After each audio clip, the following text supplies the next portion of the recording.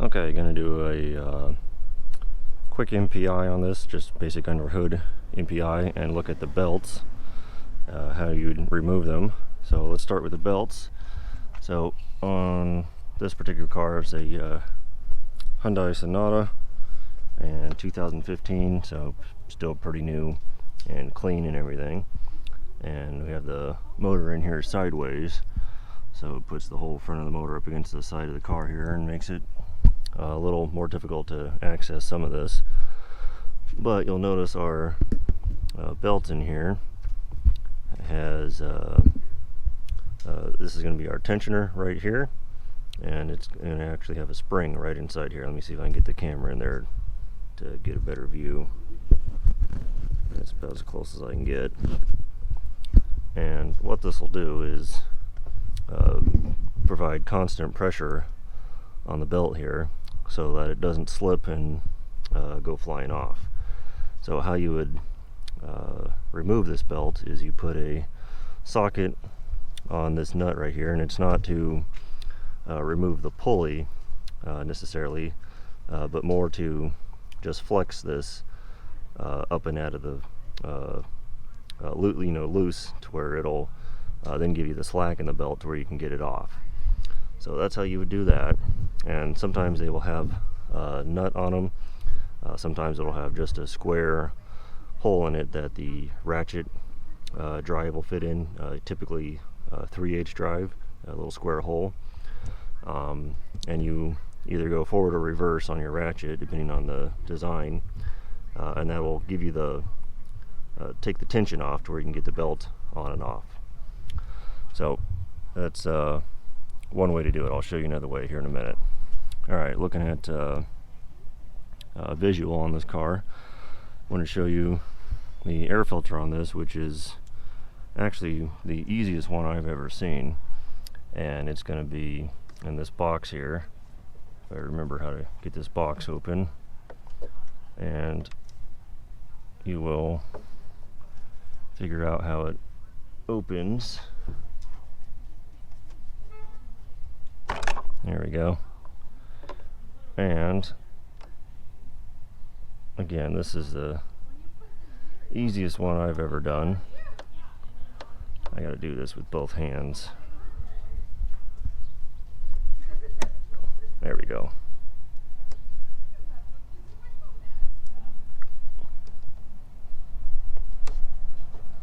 And in this car, it just pops right out, and I replaced this yesterday, so that's why it looks so fresh and clean. But here's your air filter for the motor. And again, this is the easiest one that I've ever seen. Typically they're a little bit more involved than that, but that's a really nice design. So moving on, just doing a visual inspection. Come over here to our brake fluid reservoir and see what's going on there, and put the flashlight on it. It helps you see the level that it's at, so put it right there. And especially when the fluid's a little newer and clean, you can see the line easier, especially since these don't have a perfectly clear container. It's a little more opaque. So here's our max level where we'd put our brake fluid, and the minimum level is going to be down closer to where that little sensor is. See if I can get in here and hold everything at once. But right now it's about 3/4 of the way full, so perfectly fine with that. And remember, your brake fluid isn't consumed, it's merely displaced. So you don't want to just add brake fluid when it's low. It's usually indicative that your brake pads are starting to wear. So if you're low on brake fluid, you want to check your brake pads. Moving on to the oil. So you're going to do this one-handed. Pull this out, then we're going to wipe it off, reinsert it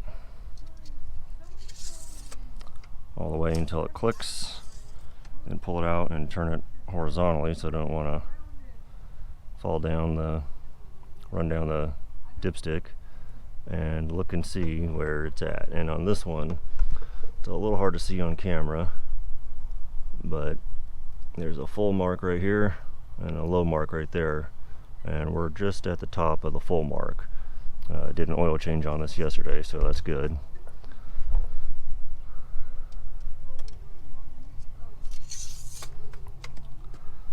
And moving on, here we have our engine coolant, our reservoir, and another one that's a little hard to see, so I'm going to put my flashlight on it, and now we have a pretty distinct line, and it is exactly at the full level, which is great.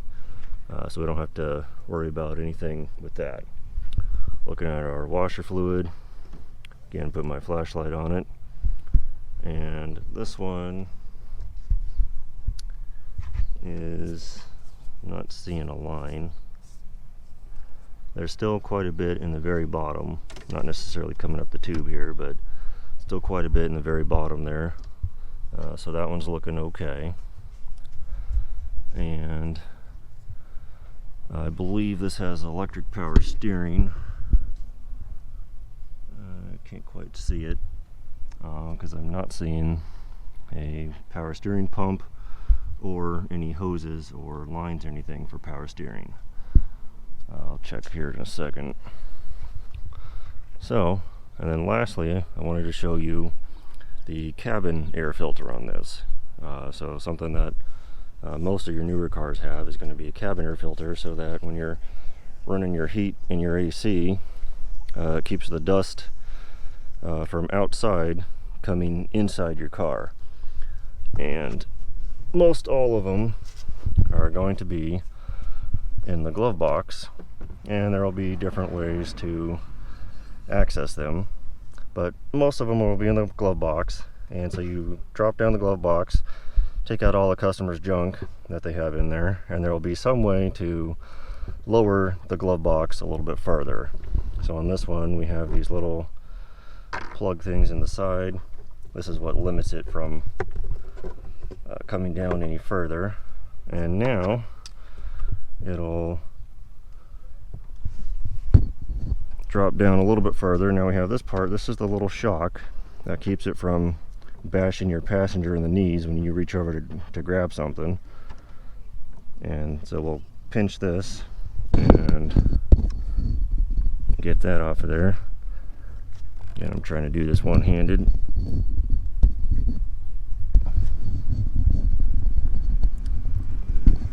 Alright, got that off of there one-handed.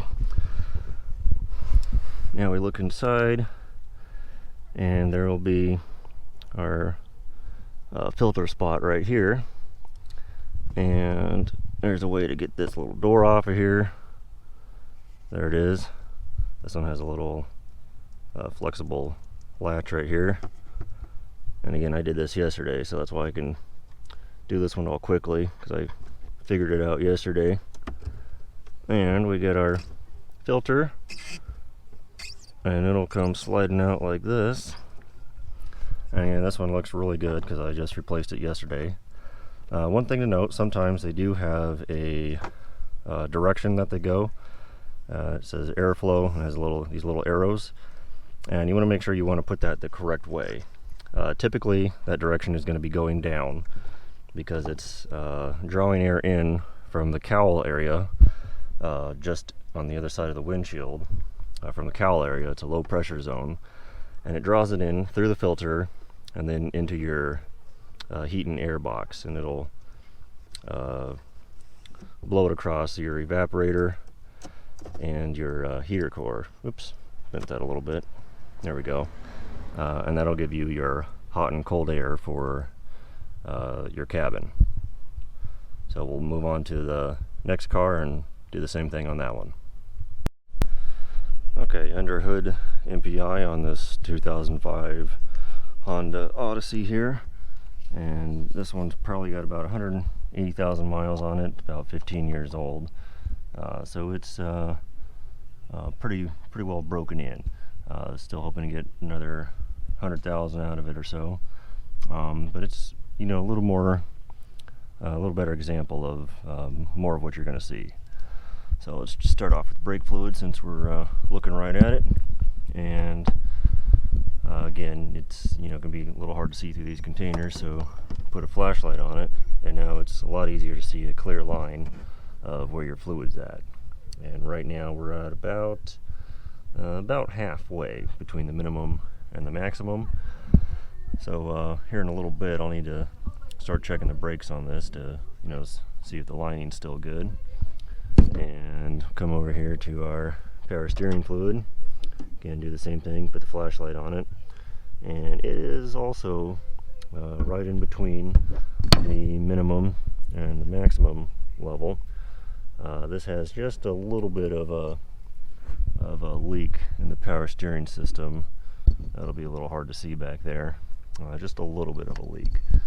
So I'm kind of keeping an eye on that. Need to do that rack at some point. And I'll move to our oil.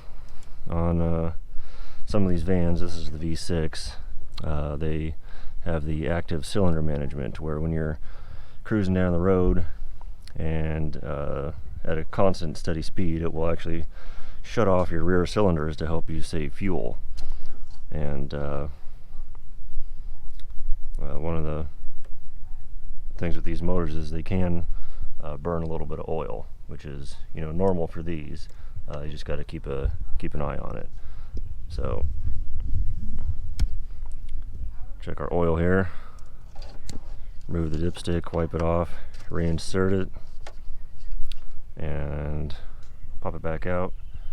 And you can see this oil has a little bit of time on it because it's, you know, a little darker, but it looks like I've topped this off sometime recently because it's right at the very top. So this one has a crosshatch mark that you'll want it to be in. And moving on to our transmission fluid, I want to just show you this one. And on transmissions, you'll need to consult the owner's manual for how you're going to check them, because sometimes you check it when it's idling in park, after you have it all warmed up and everything. But if you notice, you'll have a dot here and a dot here, or sometimes it's a hole, and that'll be your minimum and your maximum mark. Transmissions generally last quite a long time with very little maintenance, but again, check the owner's manual or service information for the conditions that you'll need to check the transmission fluid in, because sometimes it'll want you to check it after it's warmed up and is idling in park or neutral, but you'll need to check your particular car to verify.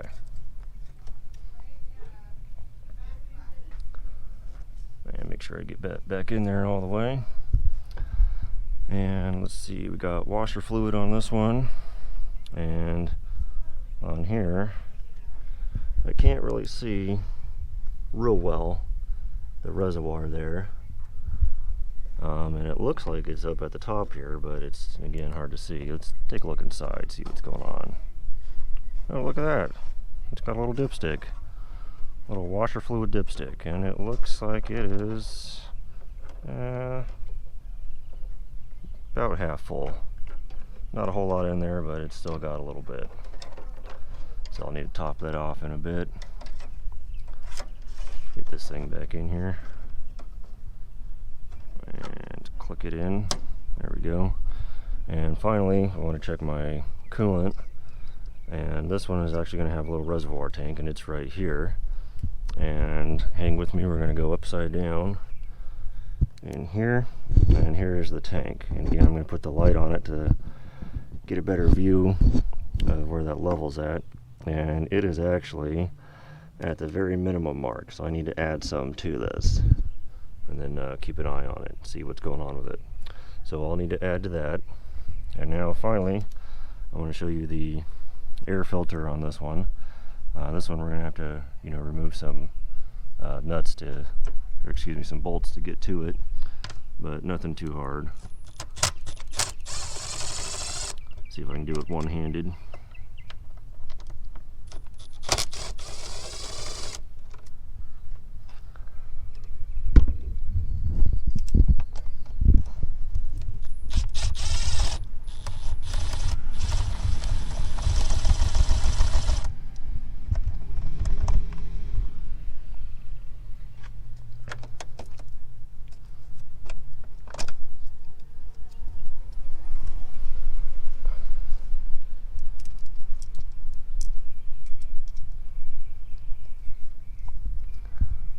Take a peek, I have one in the back there.